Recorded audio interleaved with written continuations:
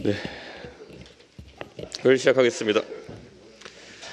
네, 홍남기 부총리가 50조 추경에 대해서 부정적인 입장을 표했습니다. 문재인 정부의 경제부총리라는 생각이 아니라 대한민국 경제부총리라는 생각으로 남은 임기 동안 여러 사안에 대해서 판단했으면 좋겠습니다. 이번 50조 추경 이야기는 두서없이 나온 이야기가 아니라 지난 대통령 선거 과정에서 우리 당선인이 헌법적 가치에 따른 실질적이고 충분한 손해보상에 대한 이야기를 하면서 나온 내용입니다. 윤석열 정부는 문재인 정부에 비해 꼭 필요한 곳에만 예산을 투입하는 건전 재정을 목표로 하고 있습니다. 윤석열 정부의 재정 건전성은 문재인 정부보다 개선될 것입니다. 홍남기 부총리는 대선 과정에서 국민의 판단을 받은 사안에 대해서는 인수위의 방침에 최대한 협조하는 모습을 보여주시길 권고합니다. 그리고 윤석열 정부 출범을 앞두고 각종 단체들이 집회와 시위를 강화할 준비를 하고 있습니다. 문재인 정부와 박원순 시장이 있을 때는 말하지 않던 것들을 지난 대선 기간을 기점으로 윤석열 당선인에게 요구하고 불법적이고 위험한 방법으로 관철시키려는 노력을 하고 있습니다. 최근 이슈가 되고 있는 전장현이라는 단체는 최대 다수의 불행과 불편을 야기해야 본인들의 주장이 관철된다는 비문명적인 관점으로 불법 시위를 지속하고 있습니다. 장애인 이동권 시위라는 주장을 통해 지하철에서 투쟁하지만 이미 서울시는 94%의 지하철 역사에 엘리베이터 설치를 하였으며 나머지 6%의 역사의 구조상 엘리베이터 설치가 난해한 곳들입니다. 그럼에도 불구하고 상당한 비용과 시간을 투자하여 오세훈 시장은 엘리베이터 설치를 완벽히 완료하겠다고 밝혔음에도 서울 시민의 출퇴근 시간을 볼모잡고 지하철 문에 휠체어를 넣는 방식으로 출입문이 닫히지 않게 하는 그런 방식으로 지하철 운행을 막아세우고 있습니다. 이미 국민의힘은 대선 과정에서도 장애인 이동권에 관해서 광역교통수단의 휠체어 접근성을 높이겠다는 이야기를 59초 쇼츠 공약을 통해서 발표한 바도 있습니다. 이미 이동권에 대한 문제가 아니라 해당 단체의 요구사항은 장애인 평생교육시설 운영 예산과 탈시설 예산 6,224억 원을 요구하는 것으로 바뀌었습니다. 최근 유가가 많이 상승해서 많은 서울 시민들이 멀리 통근하면서도 자차를 두고 지하철 출퇴근을 하는 상황이 사실상 강제되고 있습니다. 전장현 대상으로 삼는 서울 지하철 3호선과 4호선은 서울의 여러 서민 주거 지역을 관통해 도심과 잇는 지하철 노선입니다. 전장현은 조건을 걸지 말고 현재 이해할 수 없는 방식의 시위를 중단하십시오. 우리 사회에서 특정 집단의 요구사항은 100% 꼭 관철되는 것은 어렵습니다. 그렇다고 해서 선량한 시민 최대 다수의 불편을 야기해서 뜻을 관철하겠다는 방식은 문명사회에서는 받아들이기 어려운 방식입니다. 이것이 용납되면 사회는 모든 사안에 대해서 합리적인 논의와 대화가 아닌 가장 큰 공포와 불편을 야기하기 위한 비정상적인 경쟁의 장이 될 것입니다. 꼭 지금의 시위 방식을 중단해 주실 것을 촉구합니다.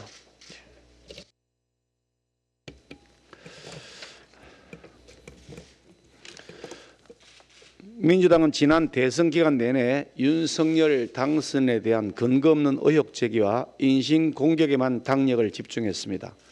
민주당은 단군 이래 최대의 부동산 개발 비리라고 하는 대장동 의혹과 관련해서도 당시 성남시장이자 결재권자인 민주당 이재명 후보를 무조건 감싸면서 엉뚱하게도 아무런 관련이 없는 윤석열 당선인을 몸통으로 지목하는 우스꽝스러운 억지를 부렸습니다.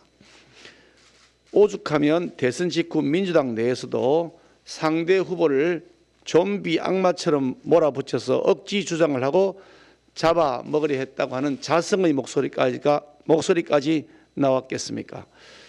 그러다가 민심의 준화한 심판을 받았던 민주당이 자성은커녕 또다시 국회 다수의석을 민심을 역행하는 흉기로 사용하겠다는 노골적 의지를 드러내면서 억지를 덕지덕지 덧붙인 특검 법안을 2건이나 다시 제출했습니다.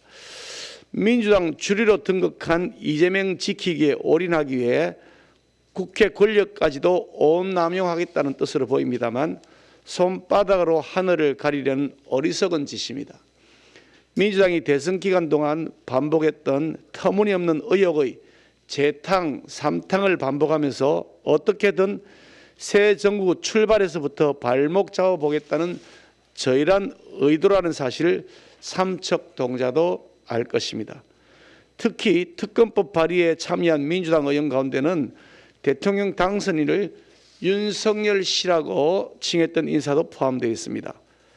검찰이 이분에 대해서 허위 인턴 증명서 발급 사건과 관련해서 징역 1년을 구형했다고 하는데 당시 검찰총장을 원망하는 마음이야 있겠지만 그렇다고 해서 국민에게서 위임받은 국회의원의 권한을 사적 안가품하는 데 오남용하는 것은 아니기를 바랍니다. 지금 민주당은 문재인 대통령 임기 내에 검수완박을 완수하겠다면서 목소리를 높이고 있습니다. 하지만 지난 5년 민주당 정권은 자신들을 둘러싼 권력형 비리는 철저하게 은폐하고 살아있는 권력을 수사하던 검사는 하나같이 좌천시켰습니다. 검찰이 산업부 블랙리스트 관련 압수수색을 3년 만에야 비로소 실시한 것을 보더라도 이 정권이 권력형 비리 수사를 얼마나 그동안 철저하게 힘에 의해 막아왔는지를 알 수 있습니다. 반면 야당 인사에 대해서는 없는 의혹도 만들어내며 탈탈 털었고 대통령 친구를 울산시장에 당선시키기 위해 청와대가 공작 수사에 앞장서서 지휘하는 정치 테러도 서슴지 않았습니다. 지금 민주당이 얼토당토하는 특검법을 발의하고 대장동 가짜 특검법을 고집하는 것은 민주당이 그동안 검찰을 장악해서 온갖 권력형 비리를 덮어왔던 추억을 되살려서 민주당 입맛에 맞는 특별검사를 민주당 측이 임명해서 자신들의 비리 덮기용 방패로 삼겠다는 것으로 볼 수밖에 없습니다.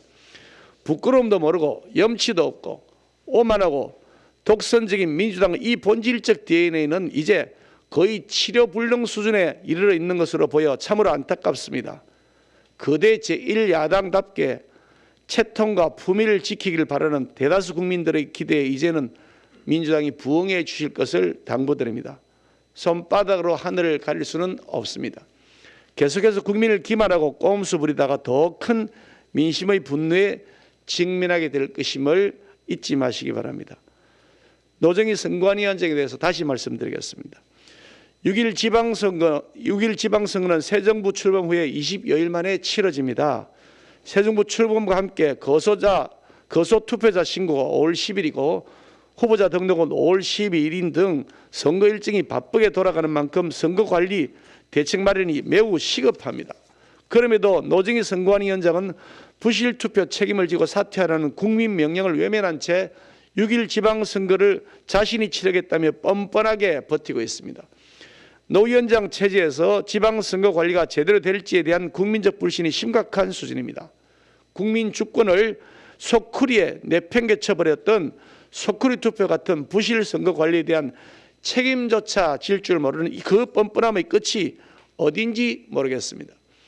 노정희 위원장은 이제 그만 탐욕 버리시고 선관위원장직에서 사퇴하시기를 거듭 촉구합니다. 또한 민주당은 더 이상 노정희 선관위원장 감싸기에 앞장서지 마시고 노정희 선관위원장 사퇴 촉구 결의안 처리에 적극 협조해 주실 것을 당부드립니다. 아울러 감사원은 그동안 무풍지대에서 안주하면서 골마 터질 대로 골마 터져버린 복무기강으로 국민 혈세만 축내고 있었던 것으로 보이는 이 선관위에 대해 즉각 철저한 감사를 실시해야 할 것입니다. 이상입니다. 문재인 대통령과 윤석열 당선인이 오늘 저녁 첫 회동을 합니다. 현직 대통령과 대통령 당선인의 회동은 늘 국정 현안을 논의하는 협체 자리가 되어왔습니다. 문 대통령과 윤 당선인도 협치의 구체적인 밑그림을 분명히 제시해 주실 것이라 기대합니다. 지난 3구 대선은 3년째로 접어든 코로나 장기화 사태 속에서 치러졌습니다. IMF라는 국가적 경제 위기 속에서 치러진 1997년 12월 대선과 비슷한 점이 많습니다. 당시 김영삼 대통령과 김대중 당선인은 노사정 합의, 재벌구조 조정, 정리해고제 도입, 정부 조직 개편 등을 합의해 경제 위기로 지친 국민을 위로했습니다. 더욱이 지금은 우크라이나 사태로 치솟은 물가로 인한 국민의 고통이 큽니다. 하루 사망자가 500명에 육박하는 코로나 폭증 사태도 심각합니다. 윤석열 당선인이 요청한 소상공인 자영업자 피해 보상을 위한 50조 원 규모의 추가 경정 예산안 편성에 대한 큰 틀의 합의가 이루어져야 합니다. 문 대통령과 윤 당선인은 민생 우선의 자세로 현안을 조율해야 합니다. 대통령 집무실 이전은 문재인 대통령이 10년 전 공약했던 것입니다. 10년 전 문 대통령이 내놓은 약속을 윤석열 당선인이 실현하는 것은 정략적 대결, 힘에 의존한 약육강식의 정치에 지친 국민께 멋진 선물이 될 것입니다.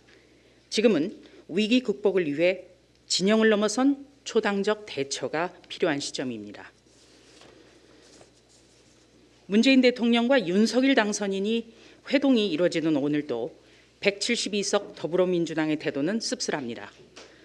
이번엔 지방선거를 목전에 두고 느닷없이 중대선거구제로 바꾸는 선거법을 단독으로 강행 처리하겠다고 으름장을 놓고 있기 때문입니다.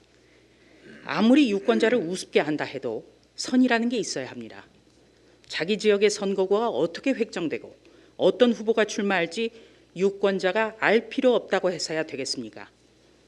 절대 다수라는 힘만 믿고 국민의 실생활과 동떨어진 것을 밀어붙인 것이 지난 3구 대선의 결과라는 것을 왜 모르는 척하려는 것인지 참으로 답답합니다. 게임의 룰인 선거법만큼은 여야 합의로 처리하는 것이 국회의 오랜 전통입니다. 2년 전 총선 때 이 국회의 오랜 전통을 짓밟고 준연동형 비례대표제를 일방 통과시켰던 것을 국민께 사과했다면 더더욱 같은 행위를 되풀이하려 해선 안 됩니다. 지방의회는 생활 밀착형 정치를 위한 것입니다. 진실로 지방자치의 진보와 활성화를 생각한다면 더불어민주당은 속히 선거구 획정에 나서야 합니다.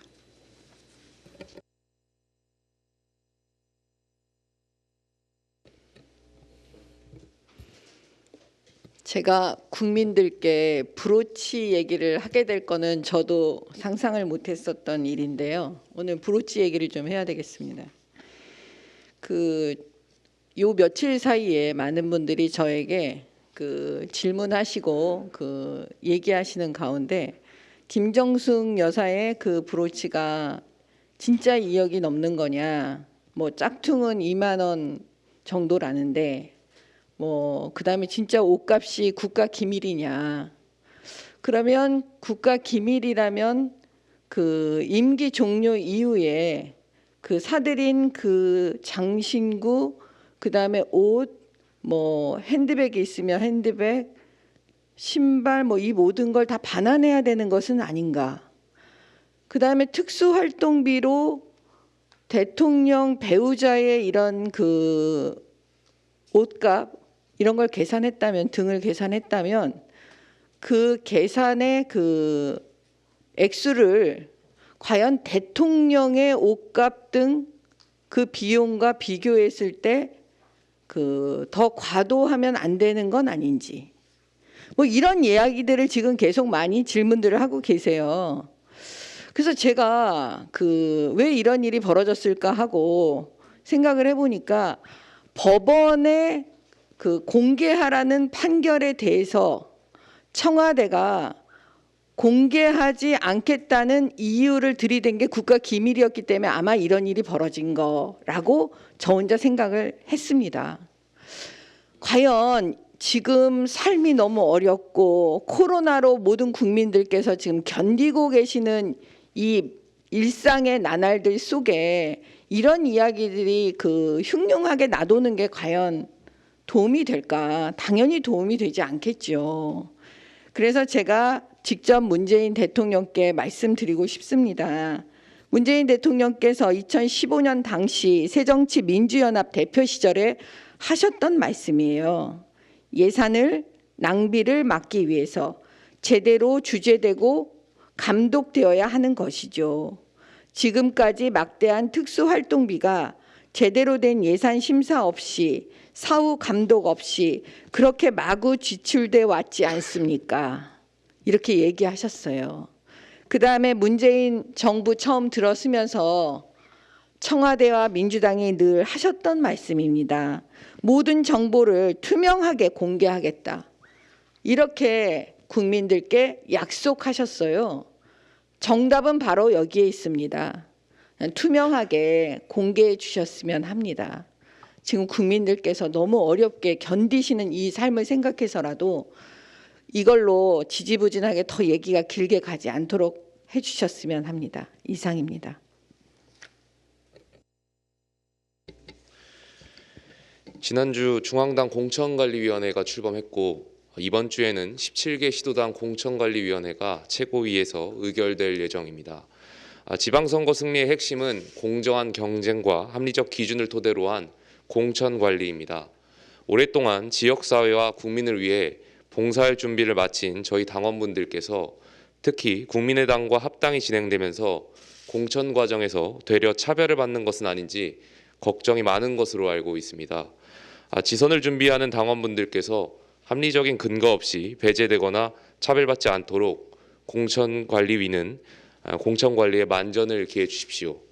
공관위는 누구나 납득할 수 있는 합리적인 기준을 가지고 공정한 경쟁이 이루어질 수 있도록 당부 부탁드리겠습니다.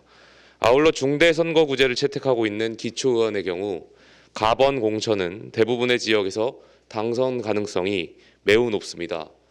공천이 사실상 당선으로 이어지는 만큼 투명한 공천 관리가 매우 중요하겠습니다. 각 당원 협의회에서는 민주적인 절차에 근거해서 공정한 운동장이 만들어질 수 있도록 관리에 만전을 기해 주십시오. 이상입니다.